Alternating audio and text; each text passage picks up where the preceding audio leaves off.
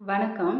இன்னைக்கு நெறைய ஜாயிண்ட் ஃபேமிலில ஒரு மிகப்பெரிய ப்ராப்ளம் என்ன அப்டின்னாக்கா, எந்த ப்ராப்ளமும் இல்லாம ஸ்மூத்தா ஃபேமிலி போயிட்டுருக்கிற வரைக்கும், எல்லாரும் அந்த வீட்டு மருமகள தல மேல வச்சு கொண்டாடுவாங்க. ஆனா, ஏதாச்சும் ஒரு ப்ராப்ளம்ன்ட்டு வந்துட்டாக்கா, எல்லா பழியும் தூக்கி அந்த பொண்ணு மேல தான் போடுவாங்க. அது கணவனே காரணமா இருந்தா கூட, பழி வந்து அந்த பெண் மேல தான் இருக்கும்.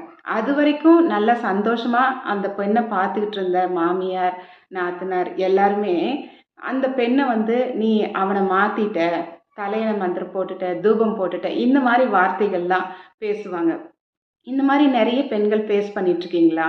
இதுக்கெல்லாம் நீங்க ஒண்ணும் கவலைப்பட வேண்டியதில்ல. ஏன்னா, அது அவங்க வீட்டு பிள்ளை. அதனால அவங்க என்ன தப்பு பண்ணாலும் அந்த பழி போகாது. 90% இங்க நடக்கிற எல்லா இதுக்குமே பெண்களோட வளர்ச்சிக்கு பெரிய முட்டுக்கட்டையா இருக்கிறது என்ன தெரியுமா? பெண்ணுக்கு பெண் எதிரி தான். இல்லைங்களா?